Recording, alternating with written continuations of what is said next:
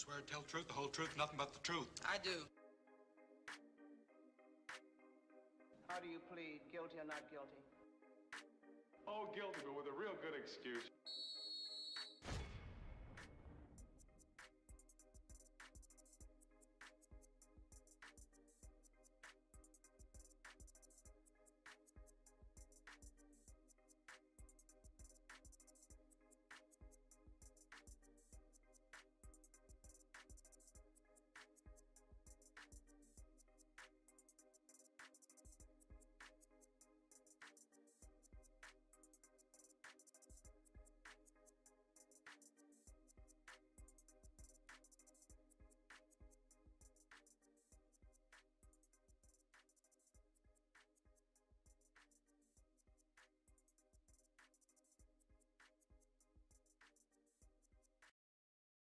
Order in the court! Order in the goddamn court! Sir, you're out of order. All right. Swear to tell the truth, the whole truth, nothing but the truth. I do. How do you plead, guilty or not guilty? Oh, guilty, but with a real good excuse.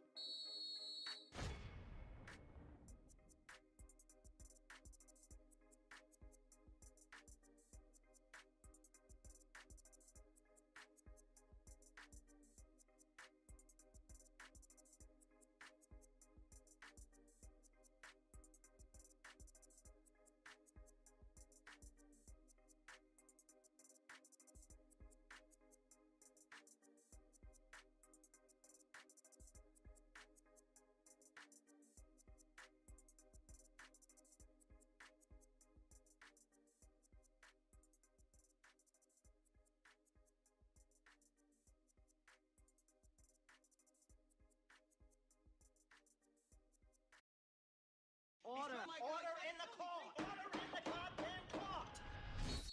Sir, you're out of order. What is up, Spurs Nation? You're hanging out with Rob from Bucking Spurs. This is OOC Live, and I'm joined by Matty from Spurs Fan Blog. What's going on, Matty? What's up? Hey, I got a haircut. Oh, what? I got a haircut. That's first one in months. Oh, so happy. Nice. I got mine scheduled for 2 weeks from now, because that's how life is now.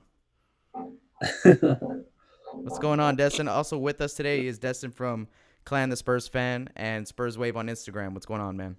That's good. That's good. I haven't got a shave, but I'm sure my mom will do it for me.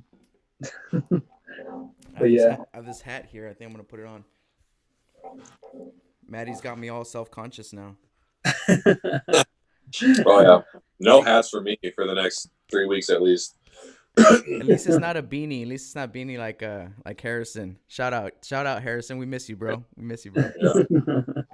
Hey, it doesn't say we're live, I don't think. Maybe it's a delay.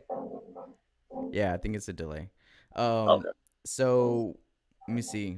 First thing on our agenda, you guys voted. Spurs Nation. You guys went to OOCspurs.com and you voted for what you wanted us to talk about first, and that's just what the recent NBA status is, on the resuming play.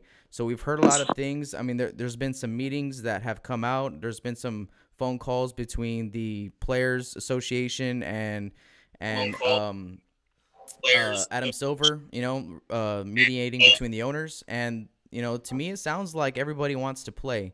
When it comes to the players, on the player side, I don't know what's going on with the league. I'm sure the league wants to resume play, but there's a lot of ifs, ands, or buts that go into this decision. Obviously, one of the things that I saw today was Woj talking about the small markets and how if they resume play without attendance, how much that's going to affect the small markets in the league. And so that's just kind of one of the main concerns for me because, hey, we're a small market, we're Spurs Nation. But what are y'all's takes on all this that's going on right now? You want to go ahead, Matty? Yeah, I can start us off. I mean, I know that the NBA is going to try up until the last possible second to resume the NBA season. I imagine if they do, it'll be just the playoff teams And so unfortunately, that for the Spurs, that would mean that our season would be over. But whether or not they will, I just don't really see it happening. But, like I said, they're going to try their absolute hardest until the very end. They need that money. They need that revenue. And I'll take the NBA without fans at this point. It's not ideal, but I mean, we got to get something going. And I would hope that NBA would take a page out of MMA's book, or UFC, sorry, because I was watching. I'm not a huge UFC guy, but I was watching the fights on Saturday, and it was really weird just having the fights with no fans, and you hear all the punches and the coaches, and it was weird, and it kind of took some getting used to. But I think other sports can kind of take a page out of their book and use the same format. Go to the same, like a good location, get everybody there. You try to test everybody on the staff, and don't allow fans, and maybe you can do it. But it's a lot easier with UFC with only a couple fighters, and of obviously the staff. But the basketball organization is going to have a lot of staff and a lot more players. But I think it's possible. I hope to see it happen. I hope to see a return, but I don't know how realistic that is at this point. I think they're probably just going to scrap it, but I don't know. What do you think, Destin? I say cut it. I say just cut it. I mean, almost at this point, I know like the players. I mean, what else are they going to say? No player is going to say, "I don't want to play right now," or they're not going to do that. They have a fan base, so they're going to try to portray like they want to play no matter what. But a lot of players like Shaq, former players and analysts or whatever you want to call them, are coming out and saying just scrap it. I mean, what's the point? Because at this point, I mean, we're not going to get that great of a product. And as far as what Matty was saying, as far as like doing the same thing that UFC did, I think that it could work. And I know that we're going to talk about The Last Dance later on, but I think it could definitely work when you think of just taking it to a different location and not the same arenas. Because doing it at, yesterday they did at AT&T Center and we're watching the Spurs and there's no crowd out there, that's just ugly. But if you did it where it was more of a gym setting or more of a like, what am I trying to say? Like a grimy, grit and grind type environment, or like more street, or like, and then you play the music in the background and then you can hear the players here. I don't know how well that's going to go, but you can hear the players. It can be pretty intense, just like Magic, in the Jordan, thing they had going back and forth. It could get intense and it could get maybe even more real. So it looks like next season it probably won't be fans at all. But yeah, I would say just scrap it. I mean, what's the point? Easy to say being a Spurs fan, but at the same time, just scrap it. Like, I'm here like I'm on both y'all sides. Like when it comes to like man, we saw what the response will be to getting sports back with the UFC fight, like you said, Matty. It's like, man, everybody, they probably had one of their best ratings, whatever, in years, because people are just dying, fiending, excuse me, for sports. And man, I'm fiending for basketball. And selfishly, like, yeah, I want them to start play.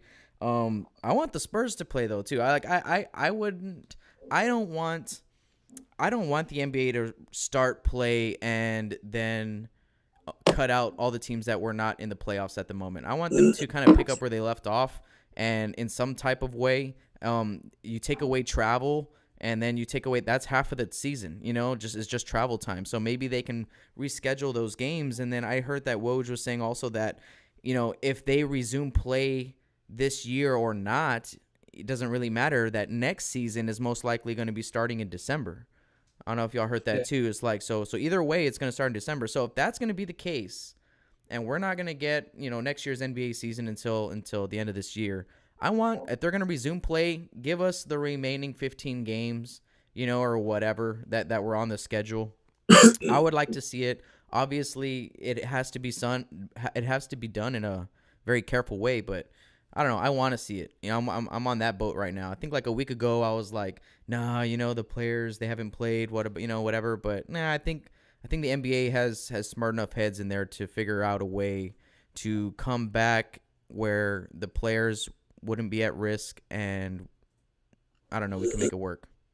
Well, they're going to have the the best treatment. I mean, that's number one. I mean, they are going to get the best treatment. They are going to get tested more than a lot of people. So, I mean, they will be in a decent position. I guess I'm not really worried. I guess I'm not too worried about the fans. It's just, I mean, the players at this point. It's just, I don't know. Maybe it's just me personally. My hype has died down a little bit, but it's something about like that momentum, going into the playoffs. And I just don't want me personally. I just don't want to see a finals where we have an asterisk next to a team that wins. And I just don't. I don't know. That's just me. You got to remember the point Harrison brought up that was really good, and that if we do resume, you're going to have like a 3 weeks to 25-day training camp minimum, because otherwise you're just going to see a skyrocket of torn ACLs and other knee and ankle and back problems, because you go from this hiatus of several months now back into play. I mean, the human body just isn't designed to work like that. There's a reason there's training camps for every single sport, and it's tough. I wouldn't want to be in a leadership position for any organization right now, because no matter what decision you make, it feels like it's going to be the wrong one, no matter what. I'm with you, Destin. Like, I want them to scrap it selfishly as a Spurs fan. Like, I want the playoff streak to continue. And, if they do return, I would take the season returning, basketball returning, just even if it meant the Spurs didn't make the playoffs, just to have sports back. Like, it's been really tough, and I was so happy to have UFC on the other day. I don't care about UFC all that much, but just to have something on, I think we as just a people just kind of need that to look forward to. But again, I don't see it happening. I mean, they're talking about college football not happening because they won't have that unless the universities allow students to be back on campus, which is very doubtful for this upcoming fall. So you're not going to have college football. I don't know what's going to happen with the NFL.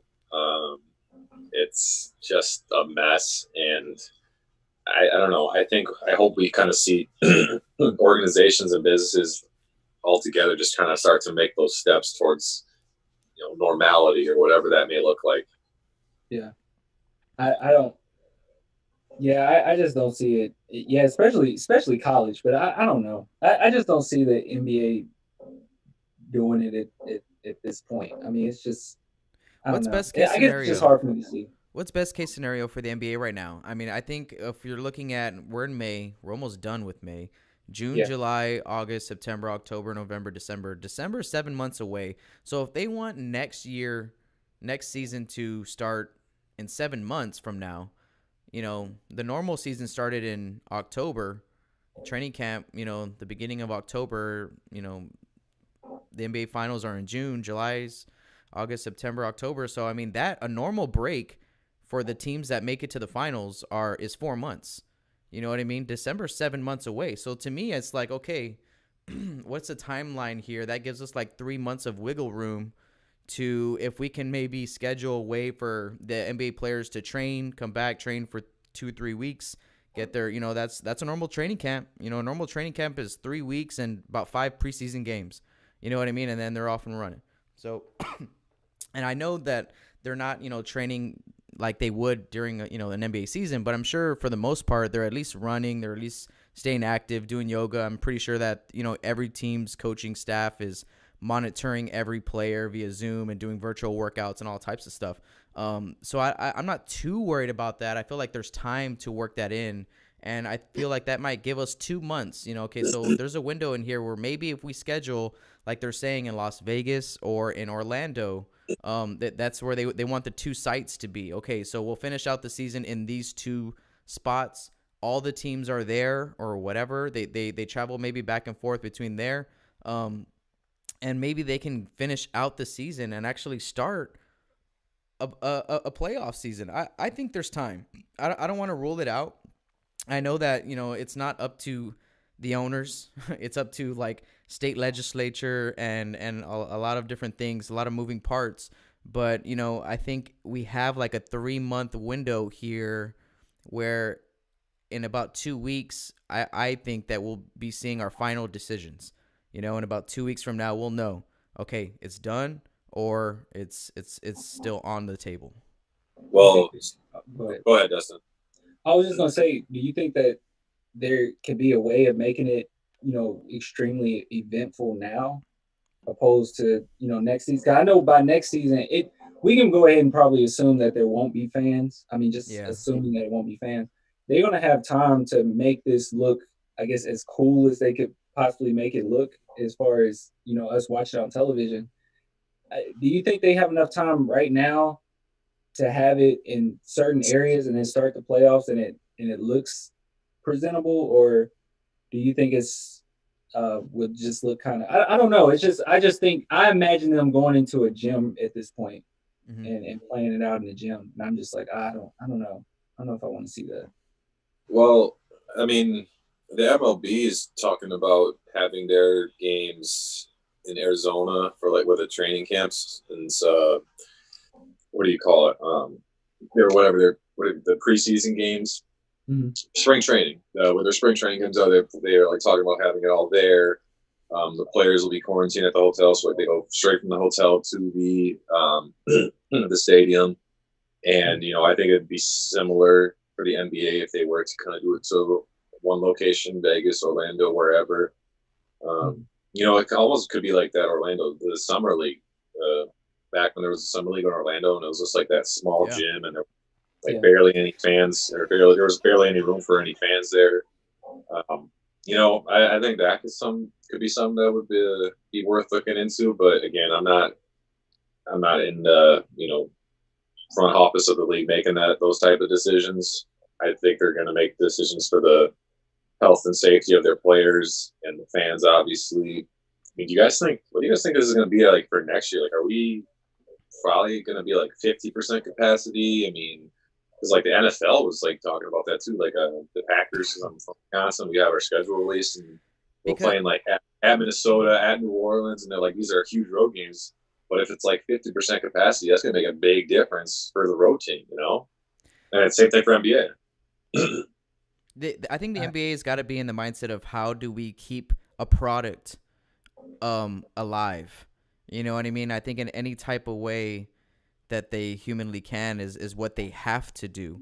You know what I'm saying? Like, I think the summer league comparison, Matty, is right on the head. It's exactly like it would. That's exactly what it would be, bro. It would be just like Las Vegas, dude. All the teams are there. They're all walking around, hanging around. They're all watching each other. Like when you go to a summer league, game, there's all these players everywhere. There's all these coaches everywhere. There's all these, scouts and whatever, and they're all there watching. And that's how this would be, because they'd all be in one location, right? I mean, I think you would probably keep the fans out of it to finish out the season. But next year, I think you have to have the mindset of the NBA is like, man, do we do some type of capacity limit, or do we do no fans at all? You know what I mean? It kind of it's such a hard question to answer because we don't know what the future will be like. And everything's going to be different, man. Like going out is going to be different. Education's going to be different. Sports, and it's going to be like it's just another one of those things. Yeah. I mean, the only consistent thing in life is change, I guess. Yeah. And going forward, look, I want to see sports just as much as anybody else. And I guess it's just that change where I guess no one knows really, but it's like I just don't know what direction this is going to go in. But if it's the NBA, multi-billion-dollar organization, association, they're gonna find a way to make it presentable and make it look, pretty good, and still try to get their money. And I don't know, when you said 50% capacity as far as the fans, that probably will be it, and it will be sold out every night, basically. How weird would that be, man? Ticket prices are going to be like skyrocket. Oh my god! Yup. And it's so expensive already. Like the demand, man. Like the demand that people are gonna want to be at sporting entertainment, whatever. And that ticket's gonna be twice as hard to get as it was before. Dude, oh my goodness. That's crazy. People want exclusivity. I don't think I said that right. But you know what I'm saying? Yeah. Like people want. I mean, I think we have to start taking steps back towards normality. Like we're eventually, Obviously we got to do it in the safest way possible, but eventually we're gonna have to start. I don't know. I don't have like a set date. I think in certain regions it could probably happen sooner than later. Like a hot spot like New York. Obviously, that they're going to be a little more careful versus where I'm at in the Midwest. We have a lot less compared to those. But as far as like for fans, for the fans' point of view, like the league can kind of shift everybody to one location. MLB and NBA. But as far as the fans, and we're all over the place. You can't just say like, oh, if you live in the Midwest, well, you're the lucky ones because there's not as much, the virus doesn't spread as much there, so you can get to go to games. But then if there's games in Brooklyn, New York, well, you're shit out of luck. So Right. it's an unfortunate situation for the fans because we're just kind of stuck, and we don't really know when we're going to be able to kind of get back to being able to go to these sporting events at full capacity. And it's unfortunate for the players too, of any sport, because they love playing in front of fans. They get a lot of momentum from the fans. Home court advantage has always been huge for a lot of teams like us. So the whole thing is just disappointing. But we'll get through it. We'll get to back to normal, and things will be okay. I hope people do know that. Yeah. Yeah, the NBA said that ticket sales, like at the gate ticket sales, is 40% of its revenue, right? So I mean that's a huge number. So they in other words, they're gonna try to recoup some of that, like you said, in some type of capacity, 25%, 50% of that. They're gonna have to try to get back in some way. But let's go ahead and leave it there. We'll keep y'all posted on what we know as the timeline moves forward. But let's go ahead and talk about The Last Dance. The last 2 episodes came out this past Sunday. The first one was centered a lot about, his something that I kind of remember about that episode. I think it was episode 7. Am I right about that?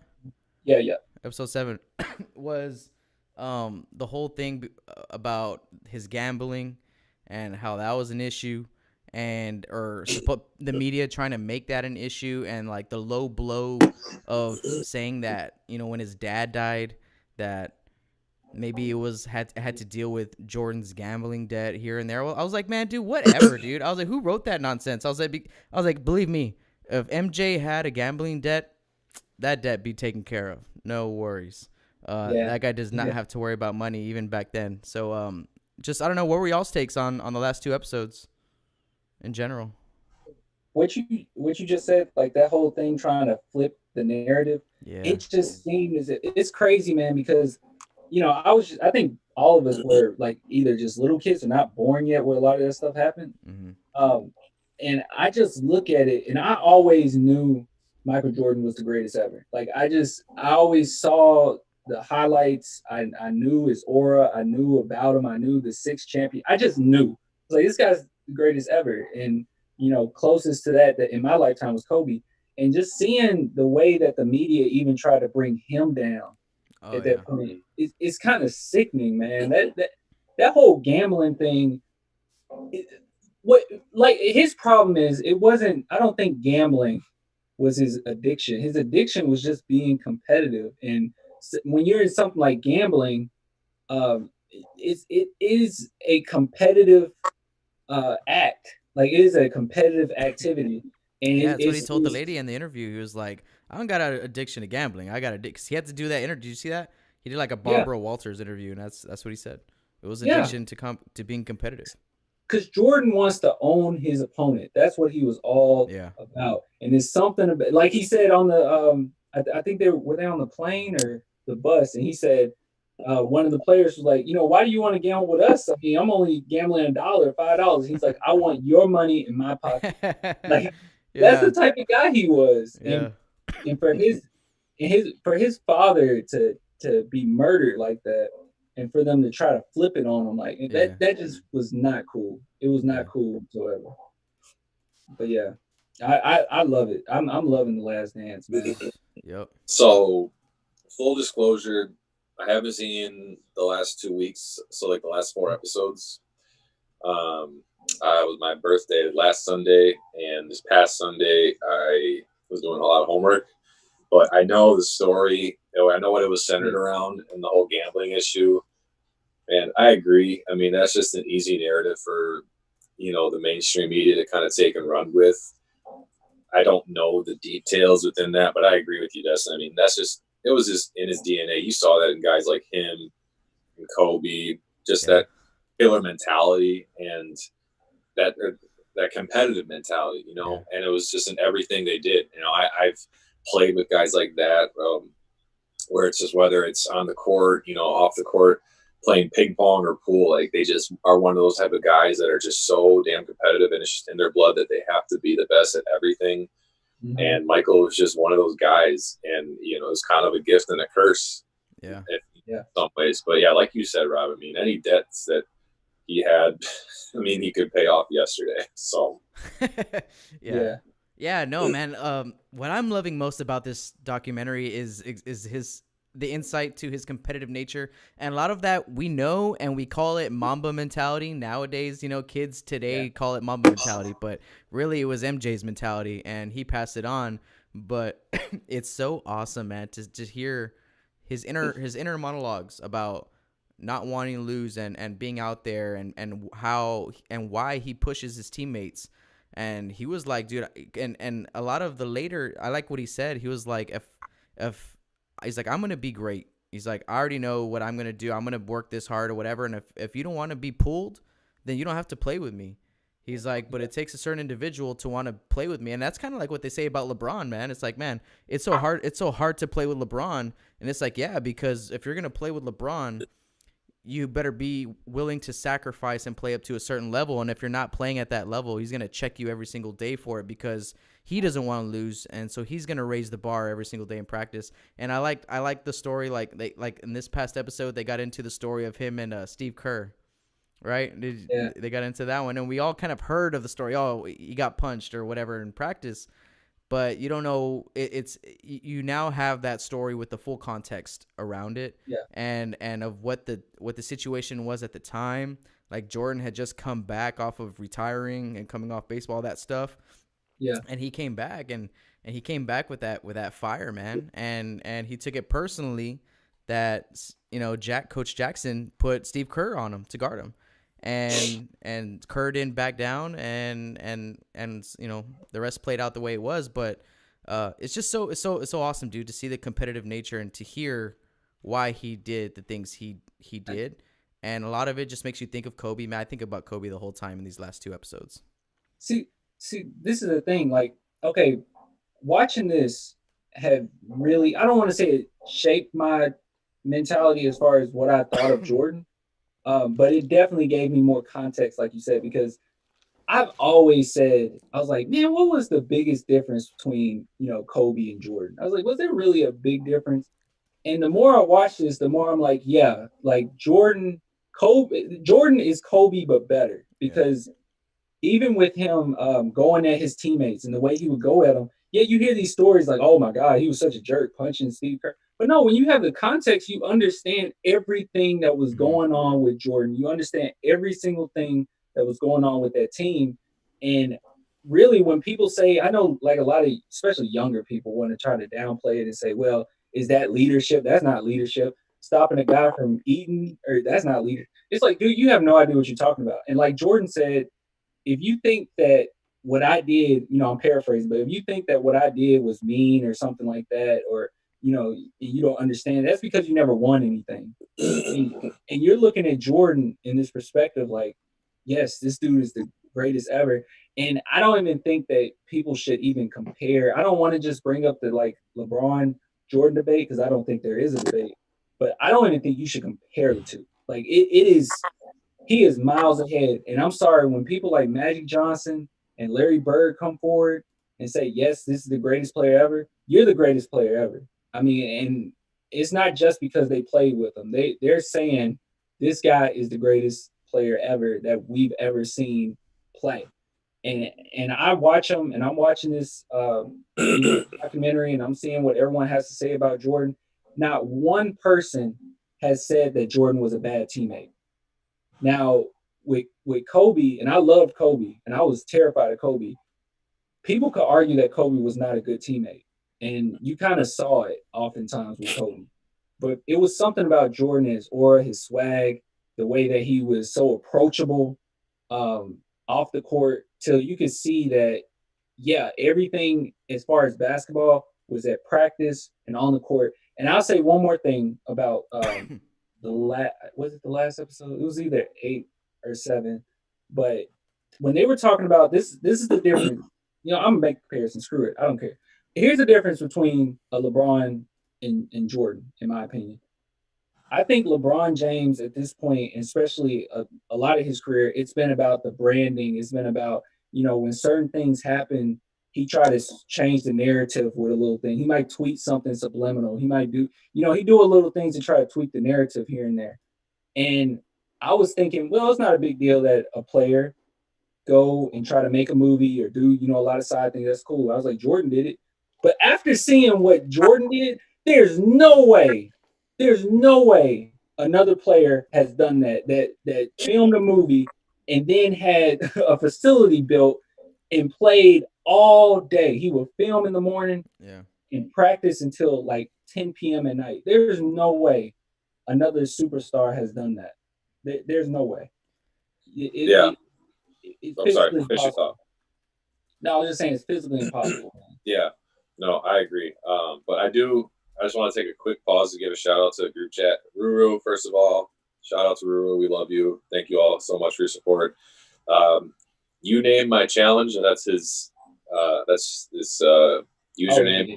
Yeah, you can ask questions, dude. Ask questions. We'll try to get an answer to you. And also shout out to Rohan Abraham, winner of the last giveaway. He said his top 10 in order is MJ, Bron, Kareem, Magic, Bird, Duncan, Shaq, Kobe, Wilt, Bill. Now, I want to ask you guys this, a little off topic, but it's something that I think it's worth pondering as Spurs fans. I saw it on Twitter, on Spurs Twitter this morning. It was some along lines of, man, if Tim Duncan had the mentality of Michael Jordan, the Spurs would have won like 8 or 10 championships. Now, I think I know what you guys are going to say or have an idea, but what do you guys think about that? Because this might be unpopular, but I kind of disagree with the MJ LeBron debate. Like, I think you have to look at more in context and look at who LeBron's playing.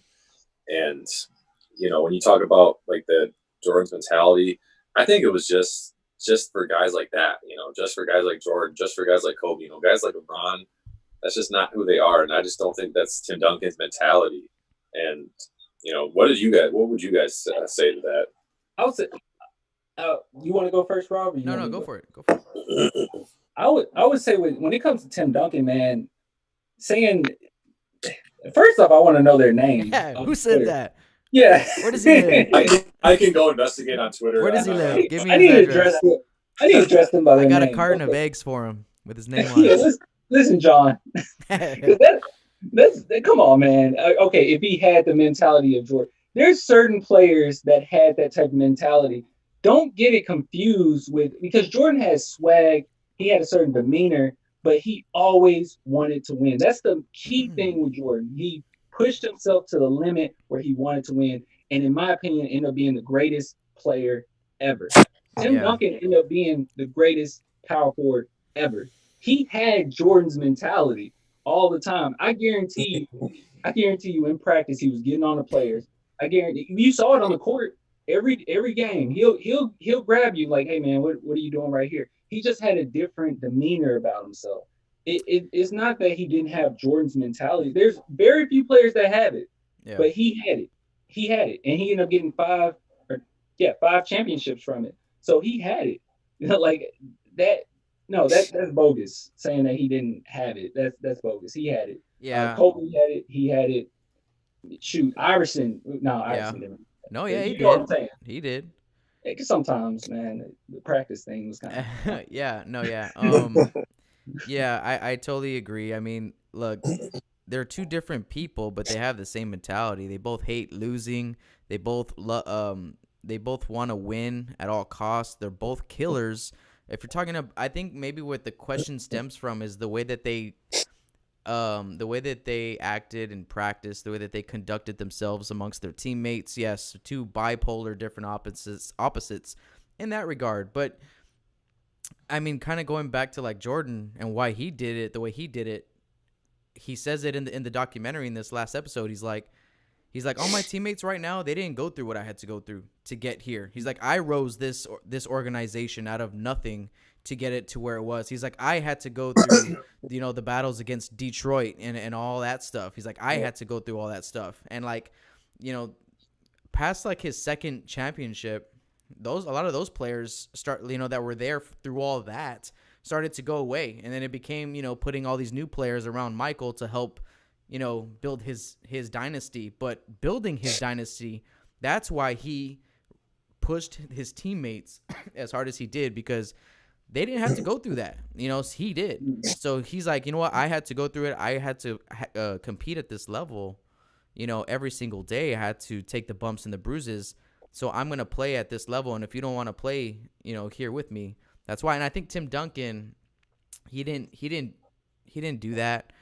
They just had two different careers. You know what I mean? The teams, the coaches. I love the coaching story with Jordan and his first coach. What was his name? In the first few episodes, they talk about it. I know you're talking about his name. Doug Collins. So Coach Collins. And, he was just there. He got a lot of touches, but he didn't start winning until, they got rid of Collins and brought in, Phil Jackson. You know what I mean? So, then they had to go, I don't know. I just think they're two completely different stories, two completely different people.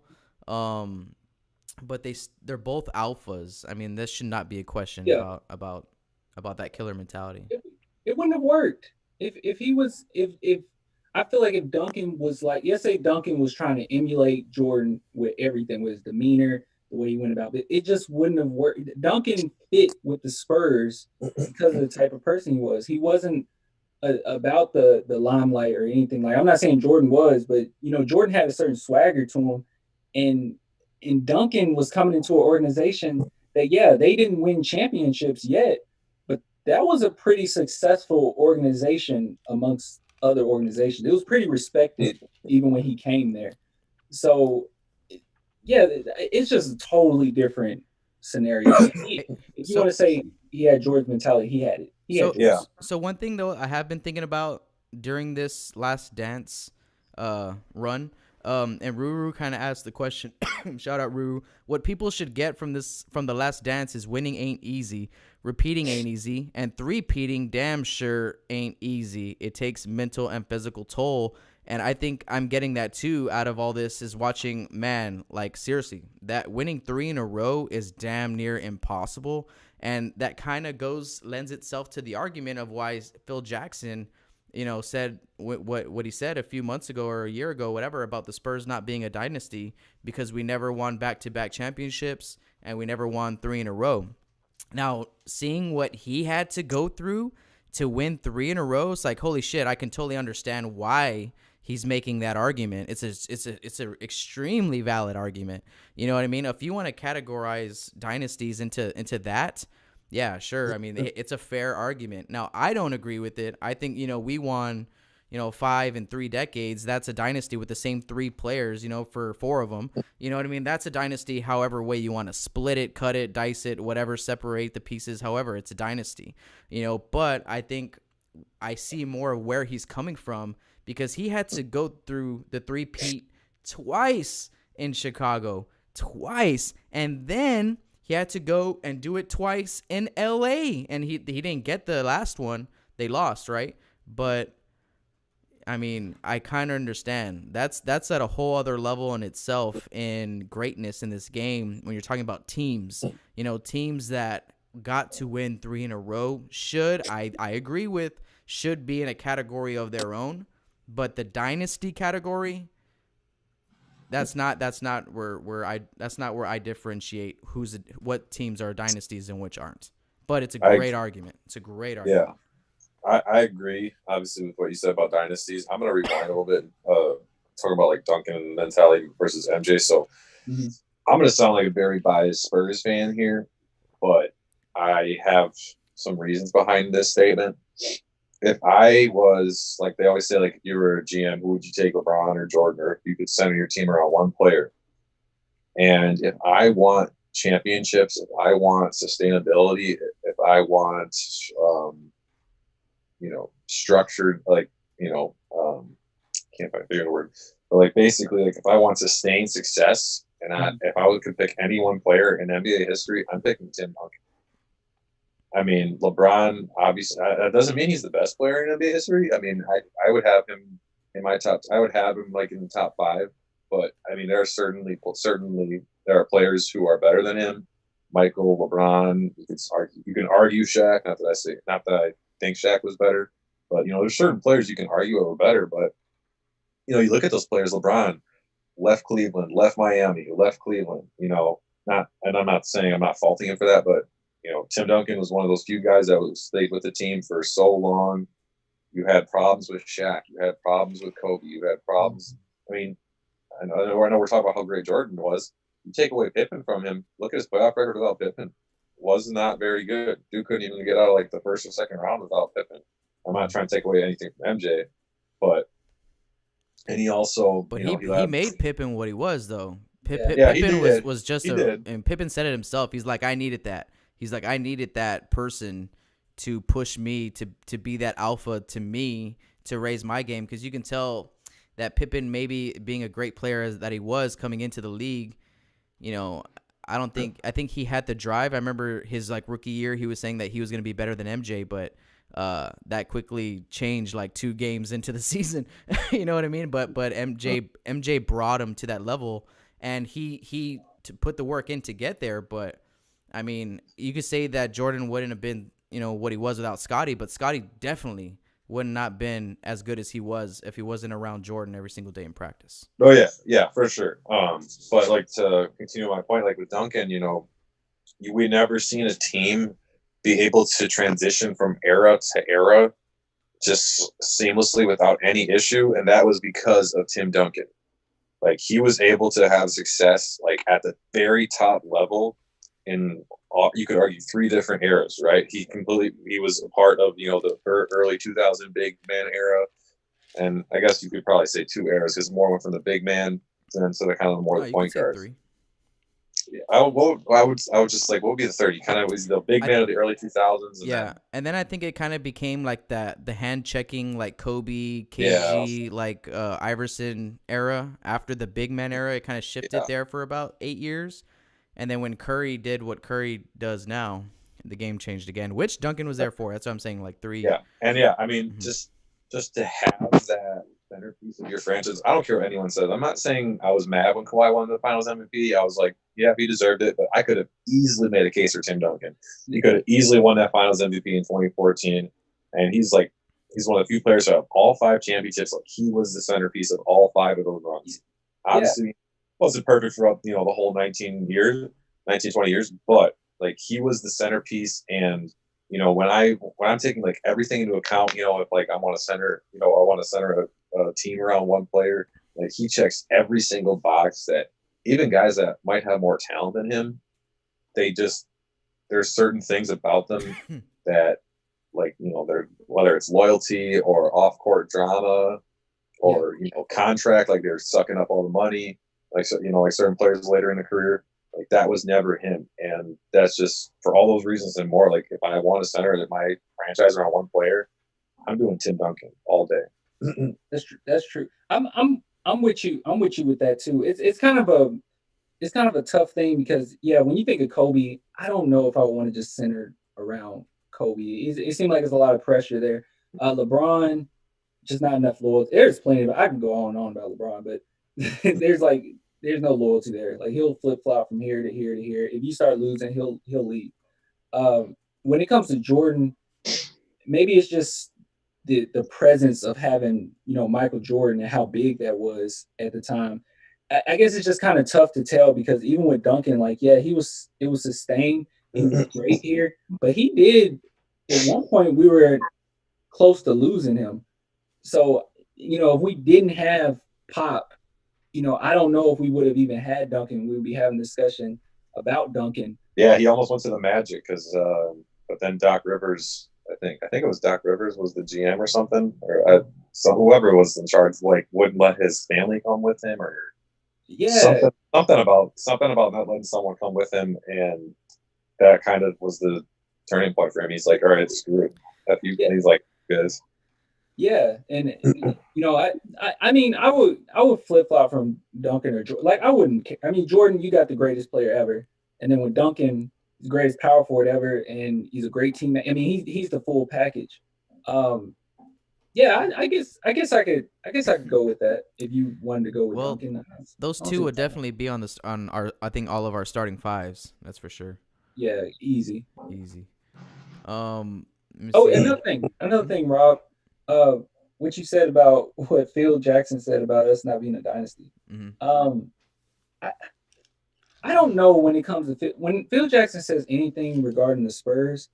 I don't know where it's coming from when it comes to him because sometimes it seems like he's taking jabs because Mm-hmm. he had something against Pop almost. I I mean, think he said it yeah, should have been an asterisk, after our first championship. That wasn't cool. I yeah. mean, knowing how hard it is to win a championship, that wasn't cool. So I think it's a I don't know. competitive like.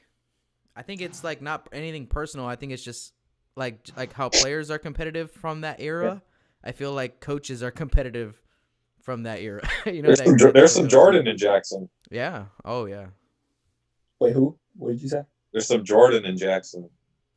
Oh Some yeah, Michael yeah, Jordan and Phil Jackson. that's true. Do you ever hear those stories about how Phil Jackson would like just be on the refs but like the whole game, just nonstop bickering about calls that like he didn't even think were like bad, but like he would do it purposely to get calls. Yeah. Now I'm not saying he might not be. I mean, every coach might do that, but like when I heard that, that just kind of like I don't know, that just kind of ticked me off a little bit. I don't know about you guys, but it was just like that's not how I would want to win games and get calls that go our way just by complaining the whole time. I don't like Well, that. well, Oh, that's it's different when you're in the seat, man. It's different True. when you're in the seat because you gotta do what you gotta do to back your players up. You gotta do what you gotta do to keep the officials honest. Because yeah, you can be as nice as you want to officials, and then next thing you know, they've made 6 calls against you. You know what I mean? And then now they're in the bonus, and you look up and you're like, God damn, what the hell just happened? So it's easy to kind of lose it when you're on their floor. I mean, Pop loses it all the time. I think Pop Pop is. rips the shit out of their officials, man. Yeah, he does. Yeah, I guess I shouldn't talk when we have Pop as our coach. Yeah. I think Pop's. I think Pop's the greatest coach ever. I think he's better than Phil, but there's reasons to. Despite my thoughts on him this past season, I agree. Yeah, he's better than Phil Jackson. Yeah. I think if you tell me which one would I rather have, I think I'd rather have Pop because he's so like worldly, and Phil Jackson is very like Zen guy. Like he's all about like, mental health and things like that. Understanding you as a person, but so is Pop. I, I, I just look at Pop as like, and when I take the two coaches, I know, people can easily go towards the championships, which is fair. But I'm all about like your winning percentage and when you had the chance to win championships and when you're there, what you did with it.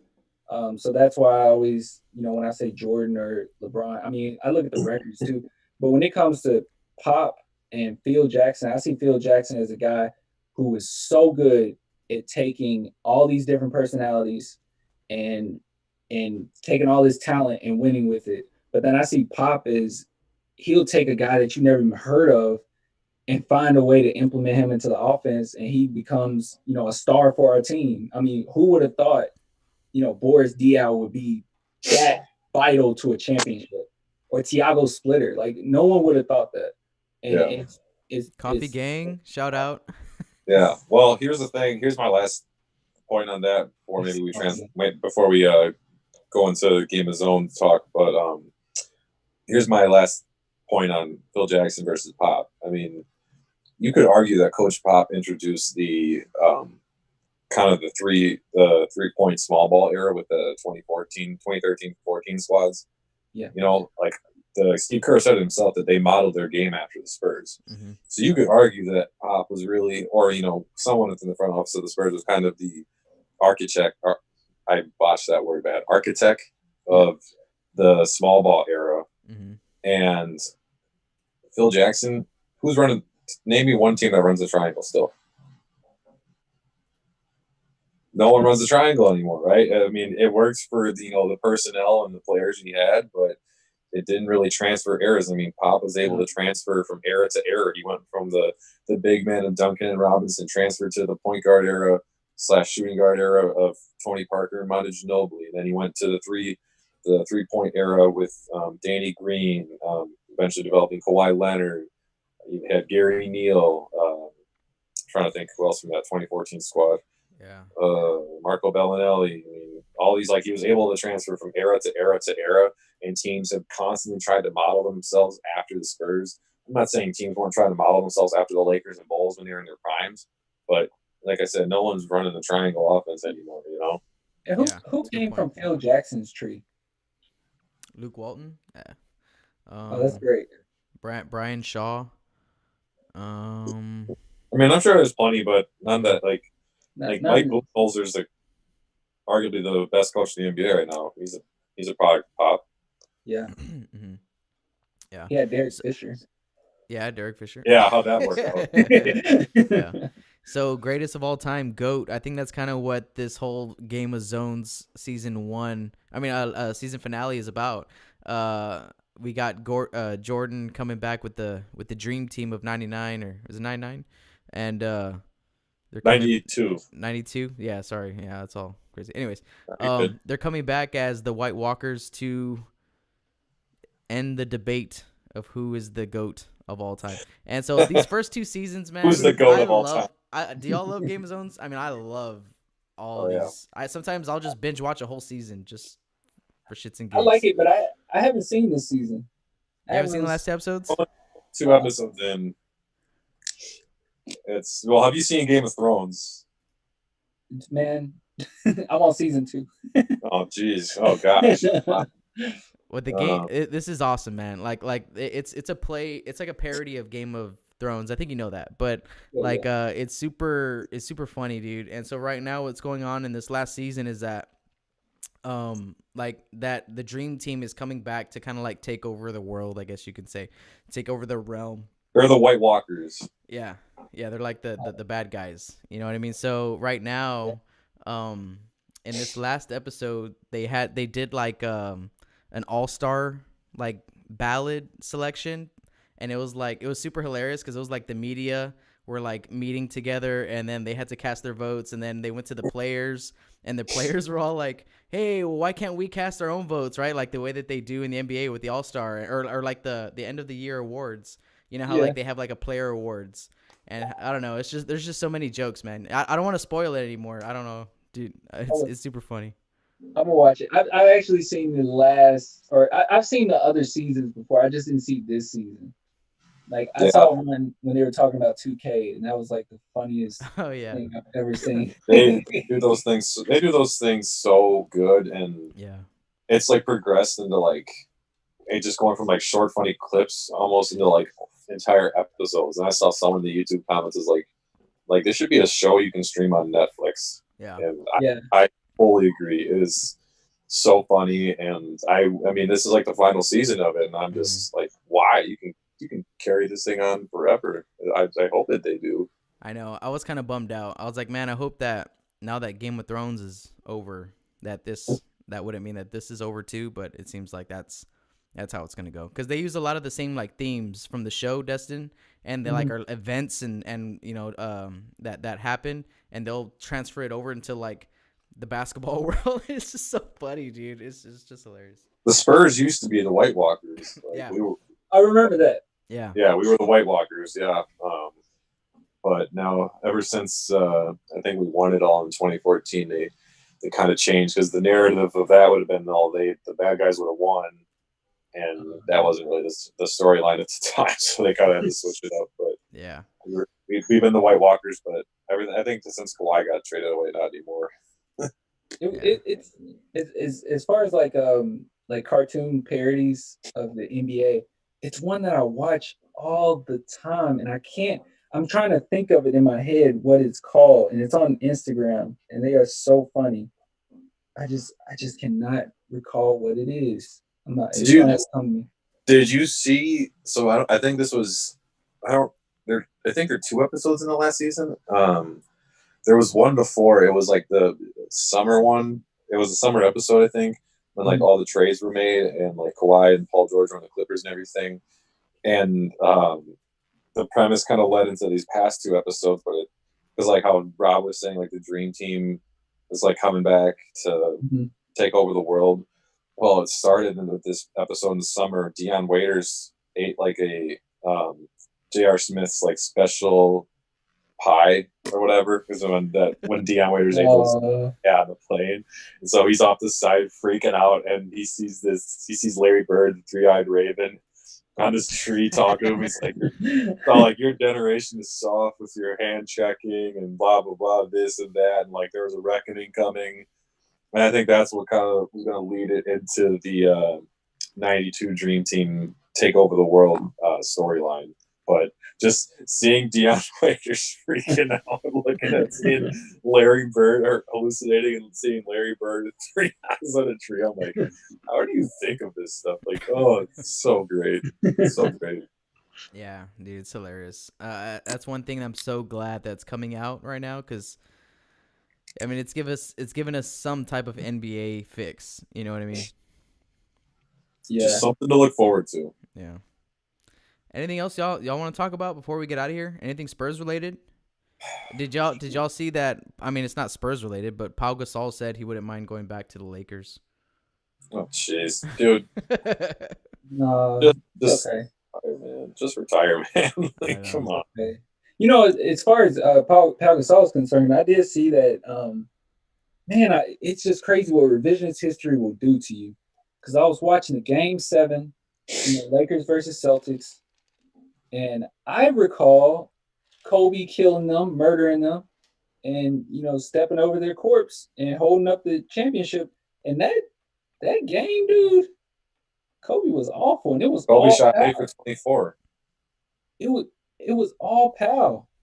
Like, because Kobe in the fourth quarter came alive a little bit, but I was like, dang, it was all Pau. I don't remember it being this much Pau. It was a lot of Pau. LA won't give up that MVP though. They won't give it to anyone else but Kobe. No, Kobe deserved it for the whole he series. deserved it. Yeah, for the series. But it was just that game. I was like, dang, Pau came alive in Game 7 like this. I don't remember this. Yeah, dude, Pau was good, bro. Pau was really good. I liked him on the Spurs. I thought he was a solid Spur for the first couple of years, and then he kind of fell off and got hurt, and everybody hated him all of a sudden. Yeah, everyone hates him because of his contract, and I think that's why people are gonna hate Rudy Gay. Last year and this year, and then that's why people hate on Patty Mills. Is because I get we pay him later. They're getting paid like more money than what they're producing, but when you're a small market team, like they're not gonna land some other beautiful free agent just because they have that money, and exactly it's not that simple. People, I hope people understand. Like, and again, I'm not saying they're not overpaid. I've said that probably every time I've said this. They're not.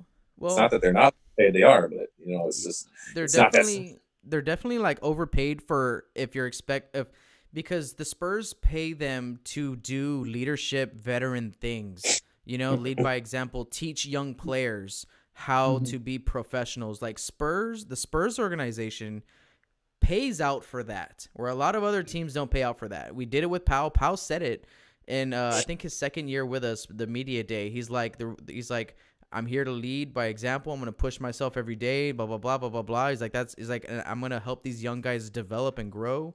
And he's like, and that's why I get paid the big bucks to do that. That's what he said. He's like, that's why I get paid the big bucks to do those type of things. And I see that now in Rudy Gay. I can see the Spurs being like, hey, we can afford to pay you more. We're going to ask you to do a little less, maybe physically, but we're going to really demand the mental part out of you. And I think that's kind of maybe what they do with they demand both out of Patty Mills this season. But yeah, Patty Mills had a great year, man. He might have had his best year of his career this year. yeah I think sometimes we as fans we count our players' pockets just a little too much.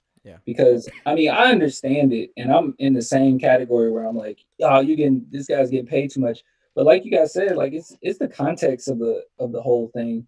And I guess partly why I'm so frustrated with like people talking about money is is my boy Dak. I don't know if you guys Cowboys fans Oh too, yeah. but You know what? I get tired of that. Hey, Matty, are we gonna be okay with your ex coach or no? Are we gonna be okay with what? Like, are the Cowboys gonna do well with y'all's ex coach? Oh, I really don't know. You tell me. Like, what was his issues in Green Bay? I mean, he just couldn't adapt, and I mean, Aaron Rodgers is truly, in my opinion, the LeBron James of the NFL. Like, probably the most talented, like raw talent in NFL history, or at least the most talented raw. Like, if you watch Aaron Rodgers highlights, For reals. unbelievable. And we've had him in his prime for how long, and we have one Super Bowl to show for it. And that is entirely on the mismanagement of the front office and coaching. They have completely failed in every aspect to build around Aaron Rodgers properly. On the defensive end, they just started building the defense last year for like the first time in a decade since we last had a top 10 defense with Super Bowl. So if you see your ex-coach going to the Cowboys, what are your thoughts on how he helps or doesn't help the Cowboys team? I mean, it could be just like a better fit, maybe just towards the end of his stint with the Packers, it just wasn't a good fit anymore. I mean, I know it wasn't. Maybe he could fit better with the Cowboys. I don't know. I mean, he's a very conservative coach. Yes, he did, and then towards the end, he gave up the play calling, and we still sucked, so we took it back. And he was just very conservative, and with gunslinger like Rodgers, it just wasn't a good fit. See, I think he'll fit better with the Cowboys. I think the Cowboys, will have a good year. But the amazing thing about Mike McCarthy and switching to the Cowboys and Dak Prescott and all that is that the Cowboys haven't been to the conference championship since 1995. Let's not forget that, fellas. Oh, we know. We just don't. We don't act like we know, but we know. I just had to bring that up. Sorry. It sounded like McCarthy. His firing was kind of a byproduct too. It's like because it felt like they wanted to just kind of erase the deck a little bit and try to, Yeah, they're trying to kind of transfer into the new era. I mean, they did a good job last year making it to the NFC Championship. But yeah, like I said, I do think McCarthy will be a good fit. I think he's a better fit with Dak. I'm a fanboy just a little bit. So when it comes to Mike McCarthy, I looked at a lot into it. I saw the whole hour interview that he did, where he was talking about what he did when he got fired or when he was away from football. How he was looking at every single team and he was coming up with different schemes and trying to become more innovative. So I'm hyped as far as Mike McCarthy, and being a Cowboys fan, any coach that's coming in that has championship experience, period, I'm cool with it. Yeah, we're just happy to move on from Garrett, man. Oh, he's awful. The clapper, it's awful, dude. My dad would see him smiling on the TV, bro, and lose it, bro. Oh man, it pissed me off, dude. Yeah. Oh my God, dude. Like you make one nice play, like you kick. You kick an extra point, and he's just like the most excited fan on the sideline. He was a cheerleader, dude. Yeah, he was. It was. We're not going to be able to be. I'm not going to be friends with many people from Spurs Nation during the football season. It's okay. That's okay. Hey, no, I wasn't gonna say, but that kind of makes sense. Was it Mike McCarthy? Is that how you say his name? Mike McCarthy. Mike McCarthy. Mike McCarthy.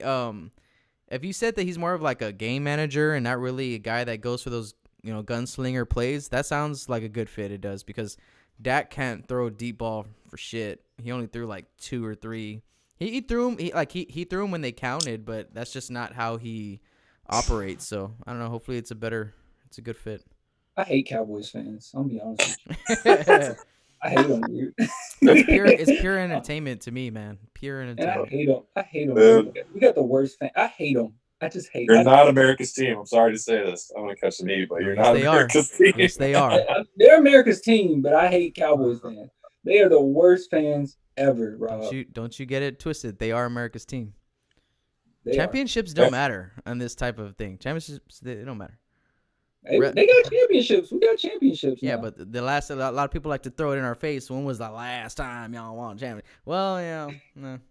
But Cowboys fans are the. I'll tell you why the Cowboys fans are the worst. They are the worst. They even made me delete one of my Cowboys fan pages. I was like, screw y'all. Like I'm out of here because Cowboys fans, they're not like Spurs fans where you see Spurs fans, we're going to support our team. We might talk a little trash here and there, but we're going to support our team. Mhm. Cowboys fans will throw you under the dirt, and Oh they're yeah, on your brutal. team. Like I've been seeing so many Dak hate memes. I'm like, dude, like let the man get his money. We pay Yeah. Romo all that money. Like get off Dak's case, man. And then they bring in Andy Dalton.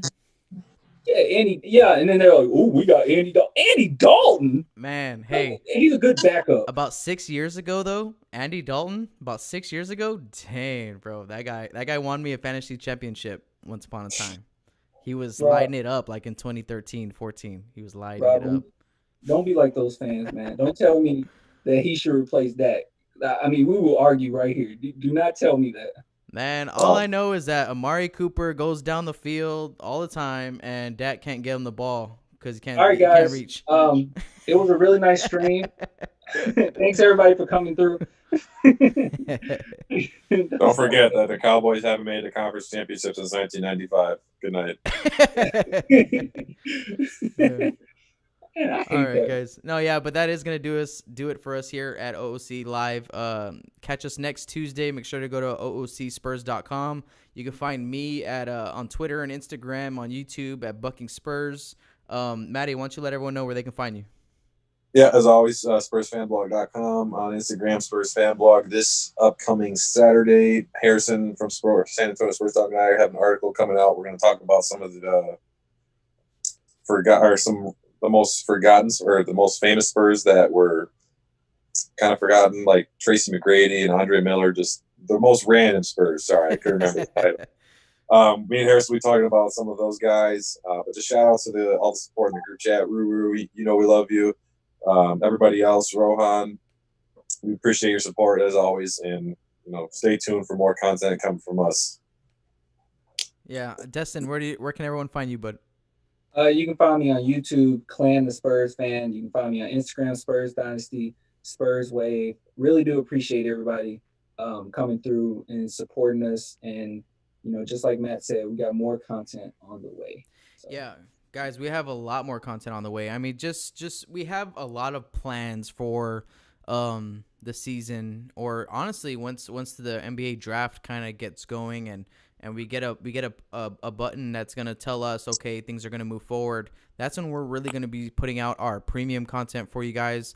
So if you love our live shows, if you love our mailbags, thank you. Share them, subscribe them. Those are the two pillars of what OOC is and where we started and what we're going to be giving to you guys free on the reg, not just now, but during the season as well.